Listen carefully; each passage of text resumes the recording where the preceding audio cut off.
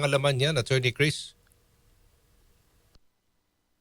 Hello? Hello? Anong Hello mga, po? usually, anong mga laman? Mga damit? Wala bang pagkain dyan? Baka nabulok na yung mga pagkain dyan. Naku Gaw, dun sa iba nating nakita, no? May mga pagkain na, no? Tsaka talagang may moisture yung ibang boxes. Sa palagay namin, talagang nag-expire na ito. Talagang maling-mali itong nangyari sa ating mga OFW at dapat talagang panagutin natin ang mga kumpanyang naging responsable dito sa pagpapabayang ito. Okay, so speaking of dito sa nagpabayang kumpanya, ano bang kumpanya? At anong kasong naisampa na sa kanila?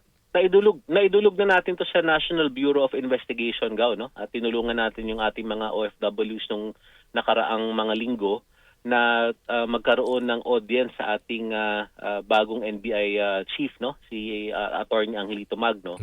At sila naman ay patuloy na nag-iimbestiga dito dahil ang hindi katanggap-tanggap dito, Gaw, alam na pala ng kumpanya dahil nakipagpulong na rin sila sa amin. Alam na pala nilang nagkakaproblema sila sa kanilang liquidity, no? Yung kanilang pagpoproseso ng mga transaksyon sa bangko. Dapat, at the very least, nag-abiso sila sa publiko na pansamantala sana hindi muna sila tatanggap, no? Dahil talagang perwisyo ang dinulot nito. Doon sa ating pagpupulong, paulit-ulit kong sinabi sa kanila na ang kanilang negosyo ay hindi simpleng negosyo. Ito ay vested with public interest. At sa lahat pa ng taong gaganituhin nila, yung ating mga OFW pa, hindi dinideserve ng ating mga OFW ang ganitong treatment.